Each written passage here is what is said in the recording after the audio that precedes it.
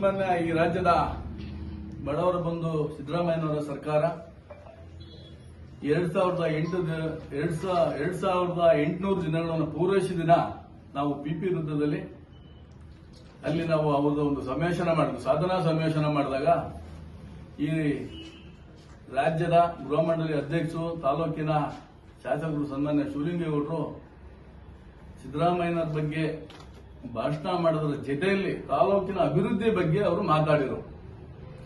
ಅವರು ಇಚ್ಛಾಶಕ್ತಿ ಇಷ್ಟೇ ಮಾಡಾಳಲ್ಲಿ ಮೆಡಿಕುರ್ಕಲ್ಲಿ ನಡೆದ ಸನ್ನಿವೇಶದಲ್ಲಿ ಈ ರಾಜ್ಯದ ಸಚಿವರಾಗಿದ್ರು, ಮಾಜಿ ಸಚಿವರು, ಹಾಲಿ ಶಾಸಕರು ಆಗಿದ್ದ ರೇವಣ್ಣ ಸಾಹೇಬರು ತನ್ನ ಹೆಸರನ್ನ ಒಂದು ಹೇಳಲಿಲ್ಲ ಅನ್ನೋ ಒಂದು ಬಯಕೆಯಲ್ಲಿ ಅವರು ಆವೇಶದ ಮಾತಾಡಿದ್ರು. ಆವೇಶನೆಲ್ಲ ಮಾತಾಡಬೇಕು, ಸಾಮಾನ್ಯ ಮಾತಾಡಿದ್ರು. ಅಲ್ಲಿ ಏನ್ ಹೇಳಿದ್ರು, ನಾವು ರೇವಣ್ಣ ಸಾಹೇಬರು ಅರಸೀಕೆರೆ ತಾಲೂಕಿಗೆ ಬರಲಿ ಅಂದ್ರೆ ಇವ್ರು ಏನ್ ಹೇಳಿದ್ರು, ರೇವಣ್ಣ ನಾವು ತಾಕತ್ತು ನಮ್ಮ ತಾಕತ್ತು ಏನು ಅಂತ ಹೇಳಿ ನಮ್ಮ ಜನ ತೋರಿಸ್ತಾರೆ, ನನ್ ತಾಕತ್ತು ಅಂತ ಹೇಳಿ ನಮ್ಮ ಜನದ ತಾಕತ್ತು ತೋರಿಸ್ತಾರೆ, ಬರ್ಲಿ ಅಂದ್ರು. ಅದನ್ನ ನಾನು ಹೇಳೋದಿಷ್ಟೇ. ಅದಾದ್ಮೇಲೆ ನಮ್ಮ ಬಾಣಾವರದ ಅಶೋಕಣ್ಣವರು ಒಂದು ಪತ್ರಿಕಾ ಮಾಧ್ಯಮದಿಂದ ನಮ್ಮ ಗಂಡ ಬಾಣಾವರದ ಅಶೋಕಣ್ಣ ಎಲ್ಲ ನಮ್ಮ ಜೊತೆಲೇ, ನಾವು ಅವ್ರ ಜೊತೆಲಿದ್ದು ಒಳ್ಳೆ ಬೆಳವಣಿಗೆಯಲ್ಲಿದ್ದು ಅವರು ಆವೇಶದ ಮಾತಾಡಿದ್ರು. ಶಿವಲಿಂಗೇಗೌಡ ಹಂಗ್ ಮಾಡಿದ್ದಾರೆ, ಹಿಂಗ್ ಮಾಡಿದ್ದಾರೆ, ಕ್ರಷರ್ ಇದೆ, ಅವ್ರದ್ದು ಟೈಲ್ಸ್ ಫ್ಯಾಕ್ಟರಿ ಇದೆ. ಈಗ ಜೀವನ ವೃತ್ತಿಗೆ ಎಲ್ಲರೂ ಒಬ್ಬ ಶಾಸಕರಾದಷ್ಟೇ ಮಾಡ್ಕೋಬಾರ್ದು ಅಂತ ಏನಿಲ್ವಲ್ಲ, ಜೀವನ ಮಾಡಬೇಕು. ಈಗ ಎಷ್ಟು ಜನ ಶಾಸಕರದು, ಮಿನಿಸ್ಟರ್ಗಳದು ಇವತ್ತು ಇಂಜಿನಿಯರಿಂಗ್ ಕಾಲೇಜ್ ಇದೆ, ಸಕ್ಕರೆ ಕಾರ್ಖಾನೆಗಳಿದ್ದಾವೆ, ಬೇಕಾದಷ್ಟು ಮಾಡ್ಕೊಂಡಿದ್ದಾರೆ. ಶಾಲೆಗಳು, ಹಾಸ್ಪಿಟ್ಲುಗಳು, ಅವ್ರದೇ ಆದ ಸ್ವಂತ ಫ್ಯಾಕ್ಟರಿಗಳು ಮಾಡ್ಕೊಂಡಿದ್ದಾರೆ.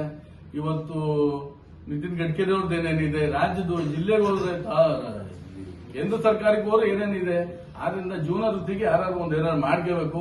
ಮಜ್ಜಿಗೆ ಮಾಡ್ತಾ ಇದ್ರು ಅಂತಲೂ ಅದನ್ನ ಸ್ಪಂದನೆ ಮಾಡಿದ್ರು. ಜೀವನ ಮಾಡಬೇಕು ಅಂದ್ರೆ ಮಜ್ಜಿಗೆ ಮಾಡಿದ್ರೆ ಏನು ತಪ್ಪೇನಿಲ್ಲ.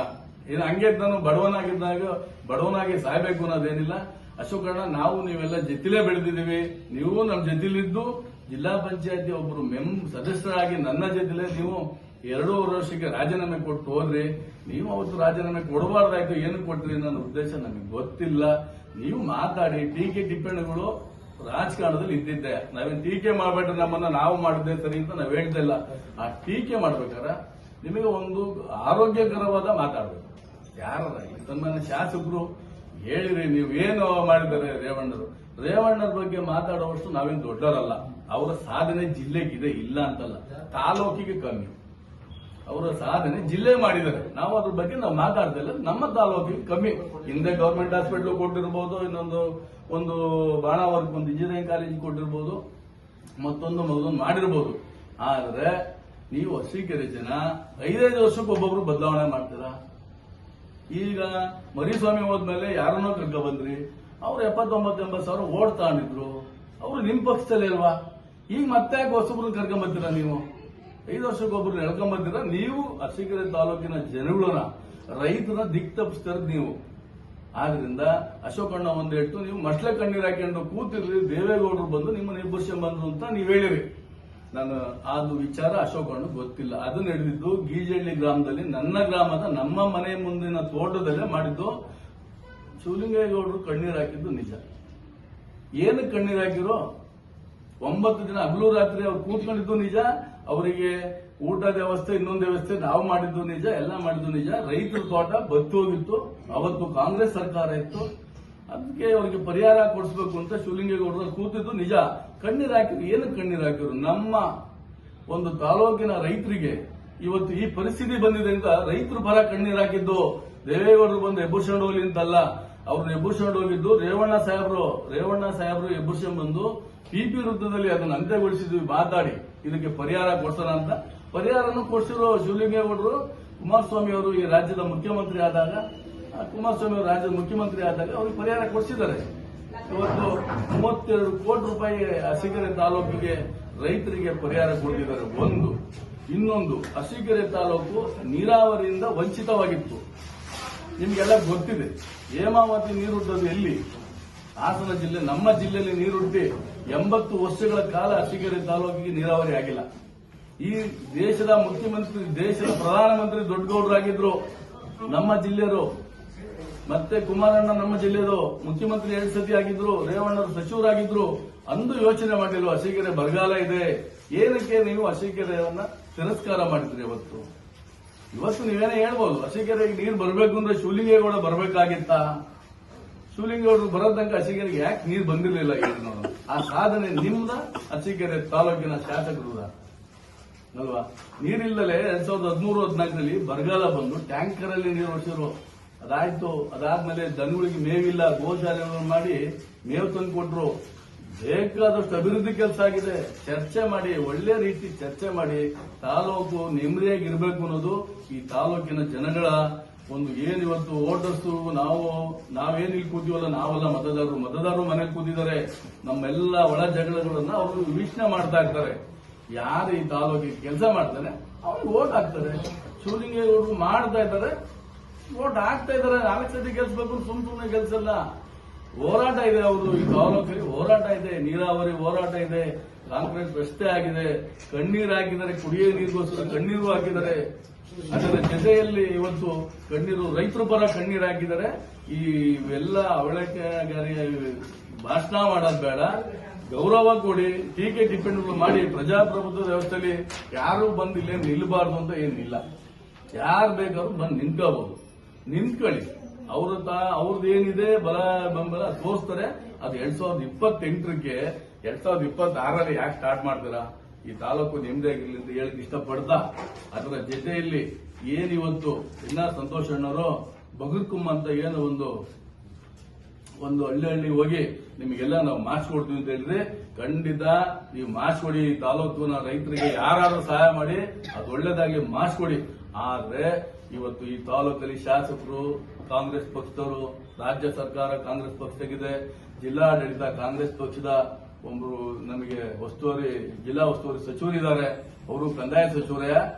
ಏನಿತ್ತು ಅವತ್ತು ಆ ಒಂದನ್ನ ಈ ಒಂದು ಕೃಷ್ಣ ಬೈರೇಗೌಡರು ಕಂದಾಯ ಸಚಿವರಾದ್ಮೇಲೆ ಈ ಏನು ಬಗರ್ಕುಮ್ಮ ಜಮೀನಿದೆ ಅದಕ್ಕೆ ಹೊಸ ರೀತಿಯಾದ ಒಂದು ಮಾದರಿ ರೀತಿಯಲ್ಲಿ ಎಲ್ಲ ರೈತರಿಗೆ ಹಕ್ಕುಪತ್ರ ಕೊಡಬೇಕು, ಹಿಡುವಳಿ ಖಯಾಂ ಸಾಗುವಳಿ ಕೊಡಬೇಕು ಅಂತ ಗಣಸಿ ವರ್ಷದ ಮುಂದ್ಗಡೆ ಒಂದು ರೈತರ ಜಮೀನ ಮಾಡಿ ಎಷ್ಟು ತಿಂಗಳಾಯ್ತು? 6 ತಿಂಗಳಾಯ್ತು.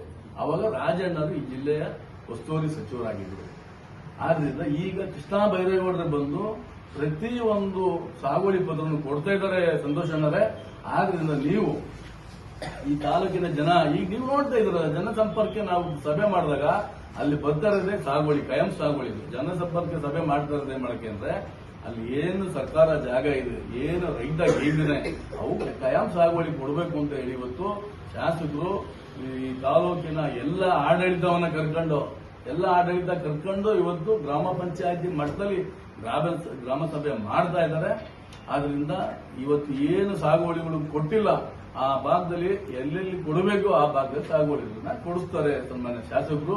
ನೀವು ಕೈಲಾರು ನೀವು ಕೊಡಿಸಿ, ನಮ್ದೇನು ಅಭ್ಯಂತರ ಇಲ್ಲ ಅಂತ ಹೇಳಕ್ ಇಷ್ಟಪಡ್ತಾ, ಇದೇ ಅರಸೀಕೆರೆ ತಾಲೂಕಲ್ಲಿ ಟೌನ್ ಡೆವಲಪ್ಮೆಂಟ್ ಅಂತ 2004ನೇ ಇಸ್ವಿಲಿ ಜಿ.ವಿ. ಸಿದ್ದಣ್ಣರಾದ್ಮೇಲೆ ಎಸ್ ಬಸವರಾಜಣ್ಣರು ಶಾಸಕರಾಗಿದ್ರು.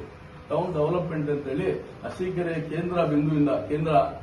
ಸೆಂಟ್ರಿಂದ ಹಿಡಿದು 5 ಕಿಲೋಮೀಟರ್ ಒಳಗಡೆ ಏನು ಸಾಗುವಳಿ ಕೊಡಕ್ ಬರಲ್ಲ ಅಂತ ಹೇಳಿದ್ರೆ, ಯಾಕಂದ್ರೆ ಅದ್ರಲ್ಲಿ ನಾನೊಬ್ಬ ಜಮೀನು ಹೋಗಿರೋದಾಗ ನಾನು ತಿಳ್ಕೊಂಡಿನಿ, ಅಲ್ಲಿ ಹೋರಾಡಕ್ ಹೋಗಲ್ಲ, ಇನ್ನೇನಕ್ಕೆ ಬಂಡೆ ಕುತ್ಕೊಳ್ಳೋದು ಅಂತ ಹೇಳಿ ನಂದು ಸಹ ಜಮೀನು ಹೋಗಿದೆ 5 ಕಿಲೋಮೀಟರ್ ಒಳಗಡೆ. ಇದು ಬರಲ್ಲ ಅಂತಾರೆ. ನಾವು ಶಾಸಕರನ್ನ ಸಾಕಷ್ಟು ಬಾರಿ ಕೇಳಿದೀವಿ, ಇದನ್ನ ಮಾಡಕ್ ಬರಲ್ಲಪ್ಪ, ಹಿಂದೆ ಇದೊಂದು ರೆಗ್ಯುಲೇಷನ್ ಪಾಸ್ ಆಗ್ಬಿಟ್ಟಿದೆ ಟೌನ್ ಡೆವಲಪ್ಮೆಂಟ್ ಅಂತ ಹೇಳಿ, ಇದಕ್ಕೆ ಮಾಡಕ್ ಬರಲ್ಲ ಅಂತ ಇದ್ರೆ ಸುಮ್ಮನೆ ಅದಕ್ಕೂ ಮಾಡಕ್ ಬರ್ತೀವಿ ಅಂತ ಹೇಳಿ ಜನಗಳನ್ನ ಈ ಸುತ್ತಮುತ್ತ ಏನಿರ್ಬೋದು, ಬೆಂಡೆಕೆರೆಯಿಂದ ಈ ಕಡೆ, ಗೀಜಹಳ್ಳಿ ಎಡವಾರೆಯಿಂದ ಈ ಕಡೆ, ಲಕ್ಷ್ಮೀದರಿಂದ ಈ ಕಡೆ, ಈ ಭಾಗದಲ್ಲಿ ದುಮ್ಮೆ ಅಗುಂದಿಂದ ಈ ಕಡೆ ಮಾಡಕ್ ಬರಲ್ಲ ಅಂತ ಹೇಳಿ ಅದು ಒಂದು ರೂಲ್ಸ್ ಒಂದು ರೆಗ್ಯುಲೇಷನ್ ಸೈನ್ ಆಗಿದೆ. ಅದು ಬರಲ್ಲ. ಅದೇನಾರ ಸಂತೋಷ ಏನಾರ ಮಾಡಿಕೊಟ್ರೆ ನಾವು ನಿಮಗೆ ಋಣಿಯಾಗಿರ್ತೀವಿ.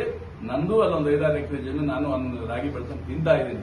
ನಾವೇನು ಸೀಮೆಗಿಲ್ದ ಜಮೀನು ಹತ್ರ ಅಲ್ಲ, ಸರ್ಕಾರಿ ಜಾಗದಲ್ಲಿ ನಾನು ರಾಗಿ ಬೆಳ್ಕೊಂಡು ತಿಂತಾ ಇದ್ದೀನಿ.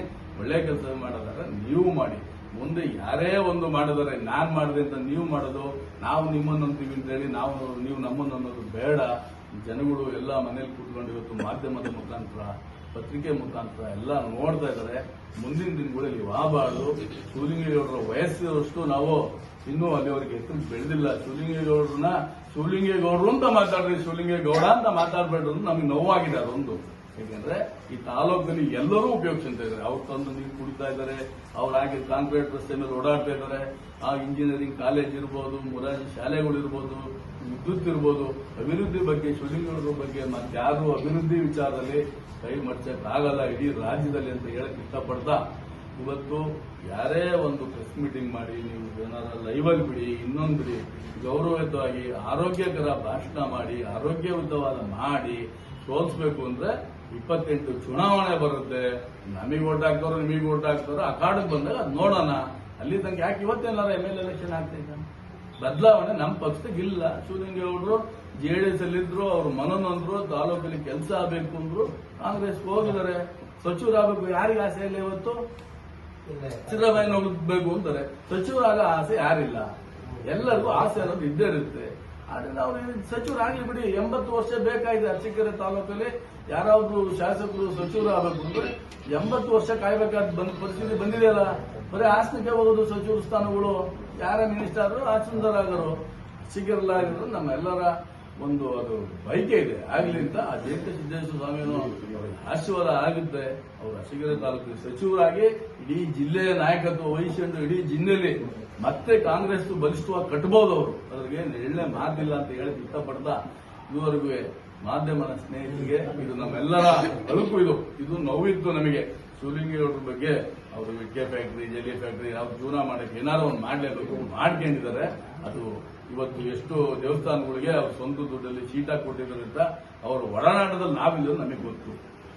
ಇದು ಅಶೋಕನಿಗೂ ಗೊತ್ತು, ಗಂಗಣ್ಣಗೂ ಗೊತ್ತು. ಇನ್ನು ನಮ್ ಗಂಗಣ್ಣರಿಗೆ ಗೊತ್ತಿಲ್ಲ ಅನ್ನಂಗಿಲ್ಲ, ಅಶೋಕಣ್ಣು ಗೊತ್ತಿಲ್ಲ ಅನ್ನಂಗಿಲ್ಲ, ಶೇಖರಪ್ಪರಿಗೆ ಗೊತ್ತಿಲ್ಲ. ಶೇಖರಪ್ಪರು ಮೊನ್ನೆ ಬಂದಿದ್ದಾರೆ ತಾಲೂಕಿಗೆ, ತಾಲೂಕು ಉಪಾಧ್ಯಕ್ಷರು ಮಾಡಿದ್ದಾರೆ, ಮಾತಾಡ್ತಾರೆ. ತಾಲೂಕು ವಿಚಾರ ಅವ್ರಿಗೆ ಗೊತ್ತಿಲ್ಲ. ಆದ್ರಿಂದ ಮುಂದಿನ ದಿನಗಳಲ್ಲಿ ಒಳ್ಳೆಯ ವಿಚಾರವನ್ನ ನಾವೆಲ್ಲ ಮಾತಾಡೋಣ. ನಾವೆಲ್ಲ ಅಣ್ಣ ತಮ್ಮಗಳೇ.